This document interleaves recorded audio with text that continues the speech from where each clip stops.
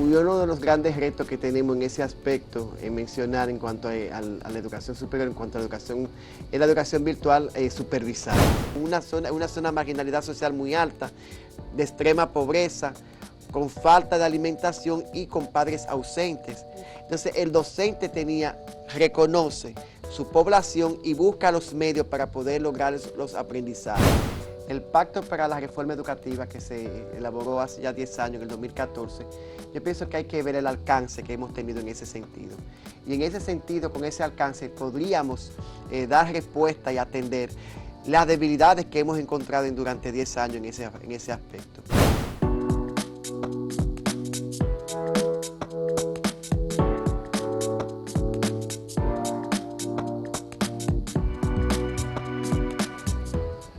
Saludos amigas, amigos, ustedes sintonizan Acento TV y este es su programa a partir de ahora. Y ustedes saben que como todos los jueves, aquí está la doctora, la profesora Aide Guzmán, con su sección Interacción Académica y sus invitados. Bienvenida, profe. Nos trajo un invitado que ya había estado aquí, ¿verdad? Así es, la segunda vez que tenemos al doctor Jesús Andújar, un amigo de muchos años y también un educador sensible ante la realidad de la educación, tanto del docente como del estudiante en la República Dominicana. Y se me olvidó agradecerte por permitirnos este espacio que ventila la academia. Yo soy quien debo darte las gracias a ti. Jesús, esta sección. Jesús tiene ya varios años, aunque es muy joven, trabajando en la Facultad de Educación de la Universidad Autónoma de Santo Domingo y tiene una fibra sensible hacia la postura, ¿no?, general que debemos tener maestros y estudiantes frente a la educación superior y también frente a la inclusión. Jesús, educación superior República Dominicana en esta era post-pandémica con inteligencia artificial, virtualidad, presencialidad. ¿Cómo tú observas este panorama? Bueno, muchas gracias, Ivette, por la invitación que nos hace, doctora Ivette, el señor también. Realmente para nosotros es un honor estar con ustedes compartiendo un poco sobre lo que a nosotros nos apasiona, que es el tema educativo. Realmente sí, Ivette, la pandemia marcó un precedente en la República Dominicana, donde nos vio obligados a cambiar la forma de enseñanza y los modelos de enseñanza. La educación superior no se queda atrás en ese sentido, porque como bien sabemos, se inició el tema tecnológico, la educación virtual, la cual se requiere de una mayor participación en términos de supervisión. Ese sentido, yo pienso que la educación superior, en ese aspecto donde hemos dado tantos cambios significativos, la educación ha ido tomando su propio camino. Uno de los grandes retos que tenemos en ese aspecto, en mencionar en cuanto a la educación superior, en cuanto a la educación, es la educación virtual supervisada. Primero porque hace falta, y el enfoque híbrido, o sea, la pandemia nos llevó a ver la necesidad de que la educación se encamine hacia nueva proyección. O sea, la virtualidad se constituyó en una herramienta sumamente importante, la cual dio a conocer que sí se puede enseñar desde esta mirada. En ese sentido, Ivette, pensamos que es necesario que retome la educación híbrida y que este modelo híbrido, tanto en la semipresencialidad como la virtualidad, se pueda concatenar para poder lograr los aprendizajes significativos de estos estudiantes y las competencias necesarias que este egresado de la educación superior, en términos de su formación que vaya llevando, necesite en ese sentido para poder incorporarse en un mundo laboral. Porque no del 100% pienso yo que la virtualidad es tan eficiente, pero sí es necesario ese contacto directo con el alumno, donde éste pueda también tener miradas de aprendizaje, una retroalimentación también acompañada, bien dialogada, bien comunicada, para poder avanzar en su formación. Asimismo, ese modelo híbrido de tanto utilizar las herramientas técnicas y tecnológicas para el aprendizaje y también el contacto de profesor con el alumno y del alumno con otro alumno, ¿no? Con todas las teorías que ya hemos tenido comprobadas que funcionan.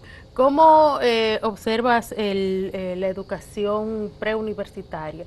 La educación superior siempre se ha, digamos, ha tenido una especie de penita, una piedrita en el zapato, y es esa queja de que el egresado que le entrega el sistema educativo dominicano no siempre es el más apto para la universidad, a su vez, dar un egresado que sea socialmente integrable al sistema productivo. ¿Cómo la educación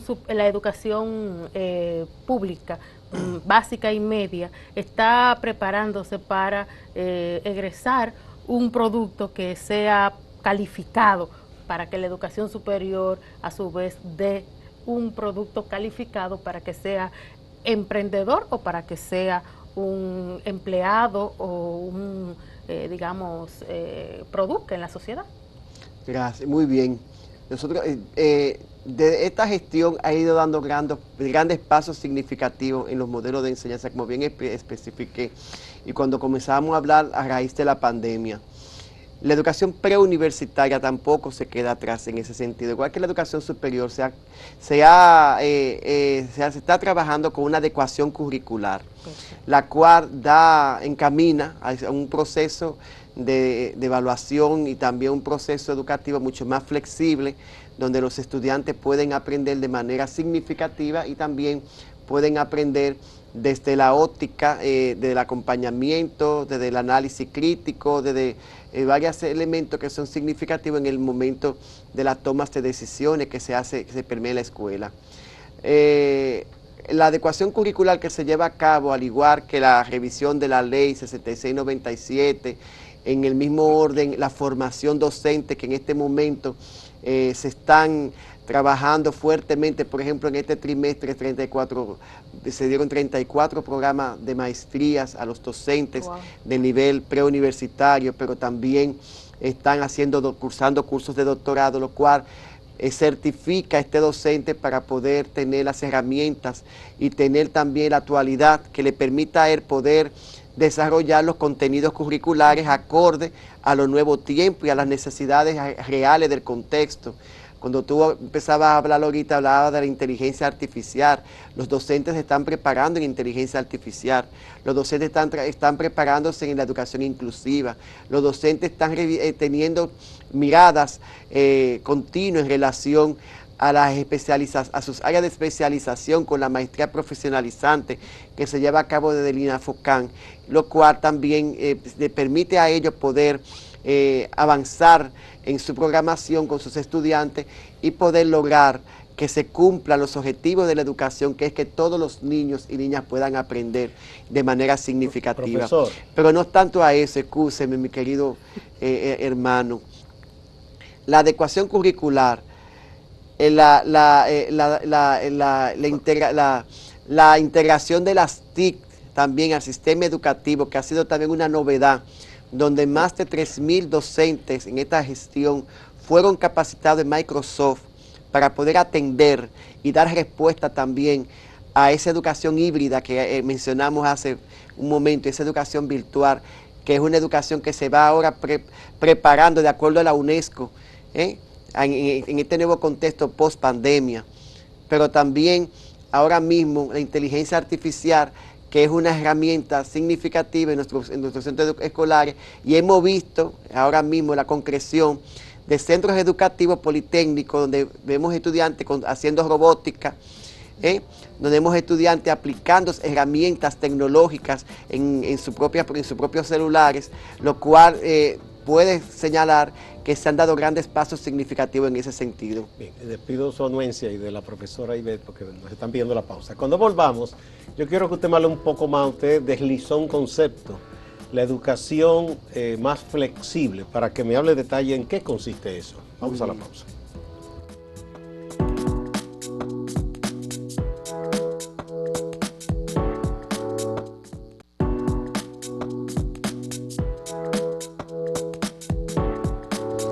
Continuamos con interacción académica con la doctora Ibe Guzmán y el profesor Andújar Avilés.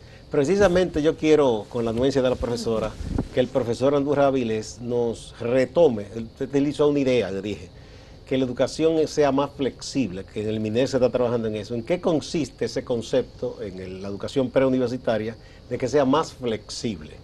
Claro, una educación más flexible es una educación que responde a las necesidades específicas de los estudiantes, sin importar, a una educación que sin importar la condición de cada niño y cada niña. Una educación que responda y que dé mayor participación y accesibilid't a cada niño sin importar la condición específica de apoyo que este niño en este momento requiera. La escuela es multidimensional y multicultural y ahí van todos los niños. ¿Qué significa esto? Que la educación flexible que se está llevando a cabo desde un currículo flexible, abierto, holístico, que integra todos los elementos habido y por haber en cuanto a recursos, en cuanto a contenido, da una apertura, una adecuación curricular para poder atender a cada niño sin importar su condición. Y ahí viene ese concepto de flexibilidad, una evaluación flexible, que sea dialogada, que sea formativa, que en vez de juzgar o de cuantificar, permita poder lograr escenarios reflexivos para que el niño pueda poder cambiar su proceso ir mejorando en el marco del proceso educativo. Yo que soy, digamos, sí, ajeno, totalmente ignorante en el aspecto de la educación como ciencia, como son ustedes, la pedagogía, supongo que en los programas hay unos objetivos a lograr, unas metas, ¿verdad? Sí. Digamos, para un muchacho que esté, digamos, lo que antes llamamos intermedia, que es como la primaria, los ciclos finales, séptimo y octavo. Hay uno al final de este programa el estudiante deberá tener tales y tales conocimientos, destrezas. No es lo mismo quizás, para tratar de entenderle a usted, un muchacho, digamos, de una de nuestras ciudades que tienen cierto nivel de desarrollo, la capital, Santiago, etcétera, que un muchacho de una escuela por allá en un distrito municipal bien lejano, de una provincia que no es de las más ricas. Entonces, usted entiende que hay que adaptar a cada condición socioeconómica. ¿Cómo se van a obtener esas metas? Exactamente, adaptar el currículo a cada contexto, que el niño pueda aprender desde sus propias miradas. Por eso el currículo que tenemos actualmente responde a un modelo histórico-cultural y a un modelo sociocrítico para poder en este sentido traducirse en las competencias, como usted acaba de decir. El niño tiene la competencia de poder atender, por ejemplo, reconocer las vocales, por ejemplo, en el nivel inicial, reconoce y asocia fonemas con grafemas, o vincula utiliza dos sílabas. Entonces son las competencias del lugar que se requieren en ese momento. ¿Qué hace el docente en ese aspecto? Adapta el currículo y ajusta los elementos necesarios, los contenidos necesarios curriculares para lograr el aprendizaje del alumno. Porque lo que se requiere en este momento es que el niño aprenda, que es su derecho fundamental y sobre todo es el objetivo fundamental de la educación. Y bien está establecido en la Constitución de la República, en el artículo 63, una educación para todos y para todas, que responda a sus propias necesidades. Entonces el docente de ahora se está formando en ese sentido, desde una mirada mucho más holística, mucho más colaborativa, mucho más cooperativa, y la escuela tiene que dar apertura a esas miradas que se va llevando. Algo importante a destacar es la inducción que tienen los maestros en este momento. 24.000 profesores fueron inducidos en este 4 años, en 19 universidades. ¿Qué quiere decir eso? Que el maestro que está entrando al sistema educativo pasa por un proceso de formación que le permite a él también desarrollar una didáctica mucho más flexible, mucho más plural, que atienda a la diversidad, pero que también pueda permitir hacer los ajustes y adecuaciones curriculares inmediatas para poder lograr el aprendizaje de los niños y de las niñas. Quienes critican, profesores, quienes critican y dicen, bueno, ya se ve que aquello del 4%, entonces eso no ha dado resultado porque se han construido escuelas, pero la formación docente sigue dejando mucho de qué hablar, todavía en las pruebas PISA no andamos bien. ¿Qué responder a eso, profesor? Mira, la educación es un acto de amor, decía José Martí, y también es un compromiso social. ¿Qué resulta con esta temática? Si nosotros no estamos comprometidos nosotros mismos con educar, por ejemplo, Cuando yo era maestro de escuela pública y yo trabajé en un contexto de marginalidad social que fue en el 27 de febrero como maestro. Y yo recuerdo en ese sentido lo que uno luchaba para que los muchachitos aprendieran y ellos lograran aprender de manera significativa. Y uno agotaba diferentes estrategias, buscaba los recursos, buscaba las actividades que eran acordes a su capacidad cognitiva hasta donde ellos le pudieran dar, porque eran muchachos con una zona de marginalidad social muy alta, de extrema pobreza, con falta de alimentación y con padres ausentes.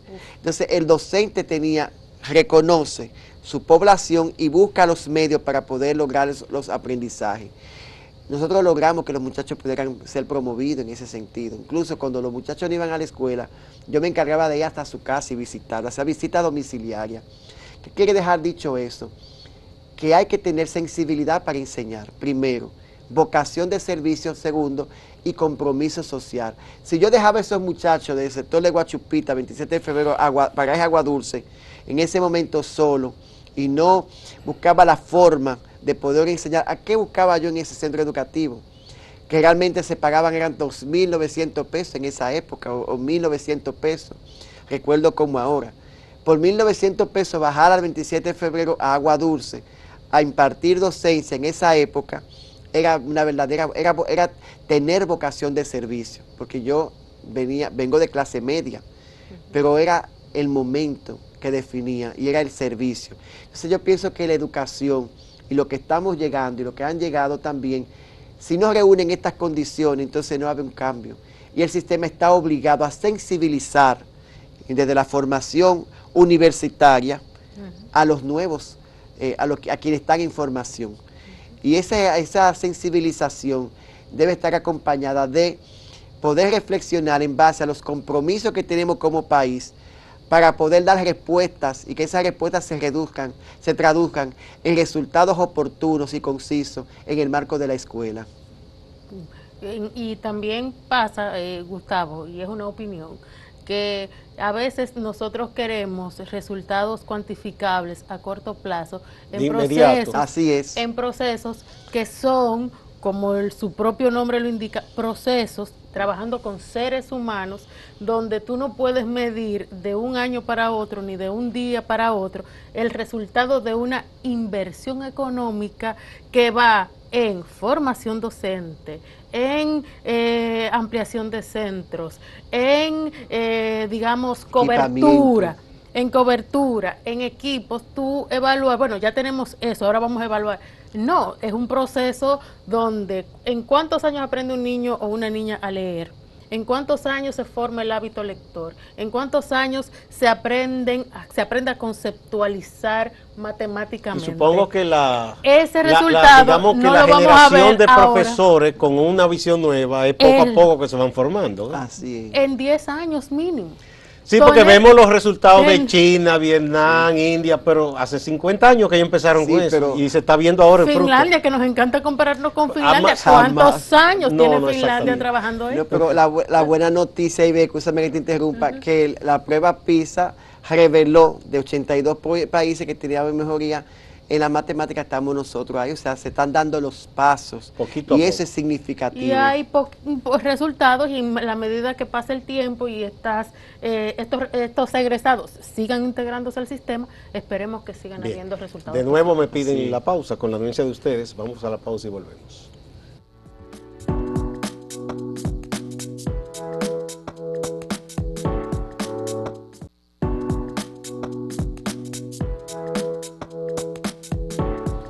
Interacción académica con la doctora Aide Guzmán y sus invitados, en este caso el profesor Andújar Avilés. Profesora.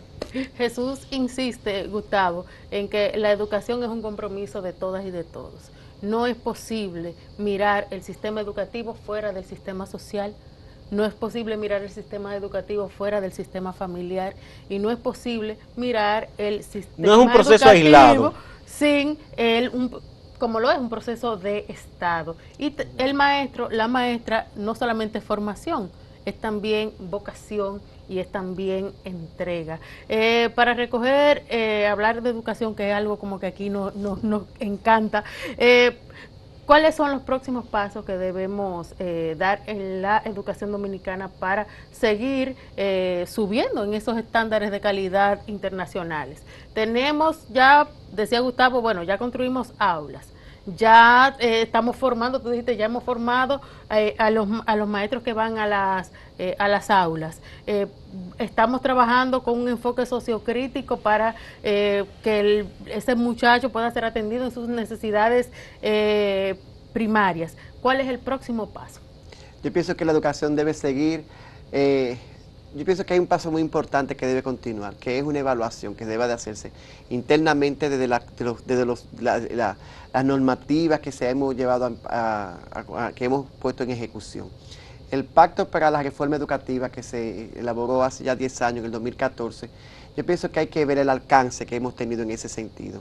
Y en ese sentido, con ese alcance, podríamos dar respuesta y atender las debilidades que hemos encontrado durante 10 años en ese aspecto, para ir mejorando, porque la educación, como bien hemos hablado del proceso, los procesos se van dando lentamente y paso a paso.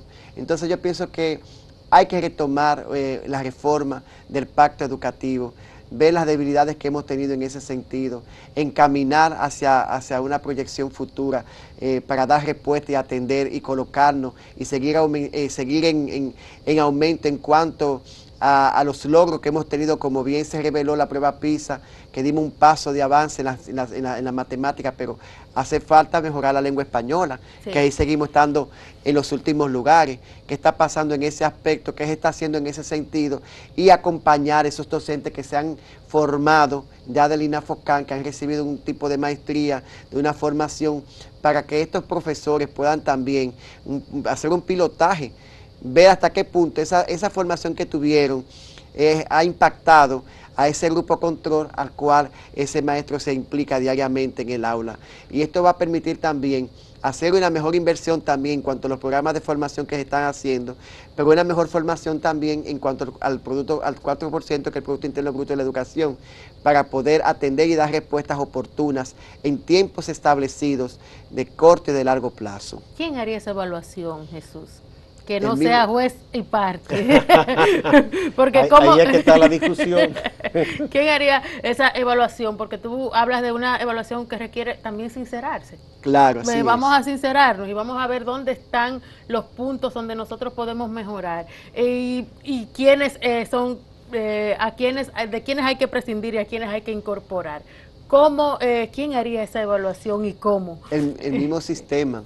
El mismo sistema, claro, tiene que hacerlo y lo debe de hacer, y tiene la capacidad y tiene los técnicos para hacerlo, porque también tiene la sociedad civil, tiene la gente de Educa, tiene ahí los veedores que están ahí pendientes a ese 4%, que fue una lucha que se dio durante el 2005, 2006, 2007, y lo conseguimos en el 2012, 28 mil millones de pesos tenemos, de dólares, extra al presupuesto a partir del 2012.